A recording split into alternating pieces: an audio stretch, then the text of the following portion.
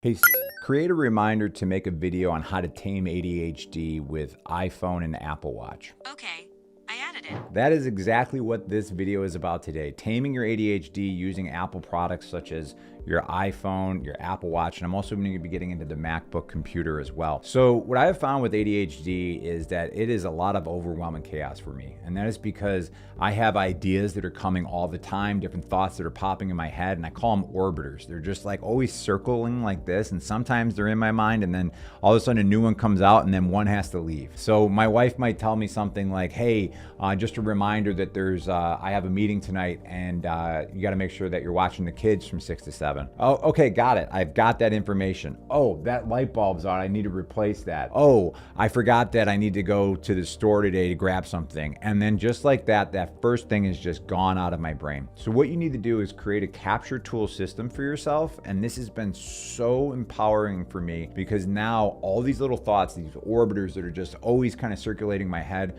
go into a capture tool system. And that system for me is Apple Reminders. So when you're looking at my screen, it's down here at the bottom, those 3 dots there.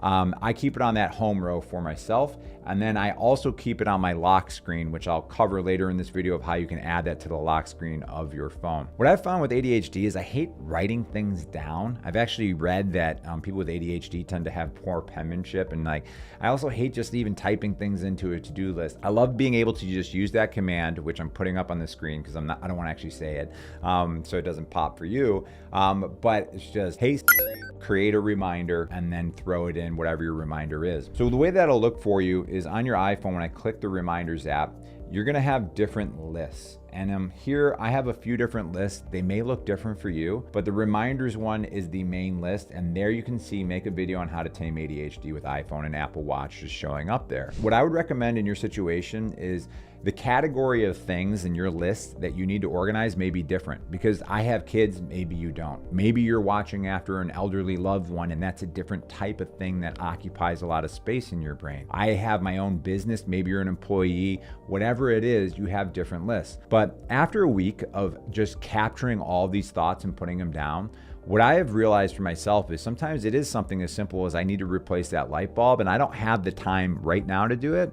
But when I put it into the list, the next time I look at that light bulb, I just go, you know what? It's fine. I know it's on the list somewhere. So then once you have a bunch of reminders on your list, then I want you to take a look at it and start kind of organizing them into buckets. And you may find that you have different kind of items that seem to be kind of matching up with each other. For me, those lists are my home list, Biz Buddy. So that's my business list. My personal list, har. I like just like random joke ideas will pop in my head all the time. And I like just being able to write those ideas down.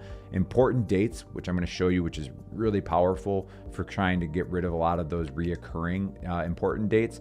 And then I have one here that says Mari and Eric. Mari is my only full-time contractor and we work on things together and we actually share this list together. And I'll go into that in a second for you. If I click on today and I look at today, I'm gonna have some different things that are popping up. So what I can see on here, and this is very cathartic, is change water in hot tub. I actually did that, but that is a recurring event that happens every year on the first Saturday of April and October. That's because I need to change that water out every 6 months. So when I click that, and that is going to go away from today's list. And then when I go down here into important dates, you will notice that underneath home, you'll see that change water in hot tub and that the next time that's going to show up is going to be October 4th, which is the first Saturday of October. And I'm going to show you how you can make these reoccurring lists or reoccurring events, I should say. So other ones for today, change battery and smoke alarms. This actually has a rule that I've really started to live by, and it's basically choose the route of less maintenance. So this is a new home, and to me at least, and what I discovered is all of the smoke alarms are actually 10-year batteries with the dates put on the back. So now that thing that I thought I needed to do like every 6 months is to check those batteries. I have a 10-year window and it only costs an extra like $15, $20 per smoke alarm. And I don't have to think about it and change out those batteries anymore. Other things that I've noticed too is like things that are important to you. Like I always am thinking of budgets, investments, and like financial accounts. And I would start thinking about it too much. And I really don't need to. I need to pay attention to that a little bit, but monthly, I now make it a date where I look at those things and it's in my calendar. Now, why don't we go through this and actually show you how something like this might work. So let's say that if you go on your computer here, I can create a reminder by going into the upper right, or as I did on my phone, I can do it on here just through a voice command. But I'm gonna create one and I'm gonna say, let's say it's that hot tub one. Change out hot tub water. I don't know if hot tub is 1 or 2 words, oh well. So when I click on the I button here on the side, it's gonna give you different options here. Like you can add images and add a location on a day. So I'm gonna click remind me on a day. And then what I'm gonna do is repeat, and I'm gonna go down to custom. So when I do this custom, I'm going to make this yearly. And then like you saw before, I'm gonna make it October. And on the first Saturday of October, I want this to repeat. So just like that, I have created this event and it's going to happen on the first Saturday of October. I can also move this from this list and I'm gonna put it onto my home list. So now I have a repeating event that's on my home list. And then when I look at it, I'm like, oh, you know what? This really isn't the important date ones that this showed up on. I'm gonna again click on this little info button and I'm gonna move this on from the home list into important dates. So now it moves from this list into my important dates list. So the important dates list here, this may not be perfectly applicable to you if you don't own your own business, but this has been really helpful for me because a lot of times I get overwhelmed because I'm like, oh, I gotta pay my taxes because it's not attached to my mortgage. So I have my quarterly taxes that are due. I have my, for my W-2s and contractors that I need to do this every year at the beginning of the year in January. I've created that as an important recurring thing. School tax payment, Clarencetown tax payment. Then I have S Corp tax compliance. I have all these things too in the home, such as spring cleanup, winterizing home, changing batteries and smoke alarms, hot tub, as I mentioned. The important dates, yes, they take a little bit for me to do. I had to sit down for maybe an hour and like think of all these important dates that pop up. But now they show up in my scheduled dates here. Like I know that I'm gonna do my spring cleanup and I'm gonna do it in early May. I know in October I'm gonna pay these things and all of these things are organized. And when I look at today, I can see the things that I am behind on. I'm like, you know what? I already paid my quarterly one taxes, but I even have a note on here. So I have from my CPA, basically I need to pay this out of my business accounts and notify my bookkeeper. I have the link of where I'm gonna notify my bookkeeper. And then I have all the relevant information that I'm going to need in terms of what links I need to go to pay those quarterly taxes. Having everything in this reminders app has been so helpful for me. The other thing that's been really helpful for me is when you're looking at your screen here on your iPhone, I'm gonna search watch. I'm gonna click on watch. And then that underneath my faces, you can see the first one, it says modular. I'm gonna click on that. And then I'm gonna scroll down. And then here is where I can actually add the different things that matter to me. So my health matters to me. So I have that in the bottom left, that's the rings. Bottom middle is messages, bottom right is due today. So those are reminders that are due today.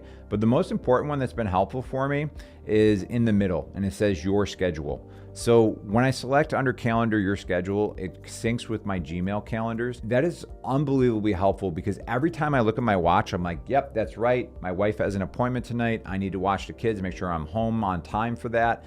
And I'm getting that constant little reminder there every time I look at my watch for the important events that matter to me for that day. So now I want to show you what my Apple Watch looks like when I look down at it.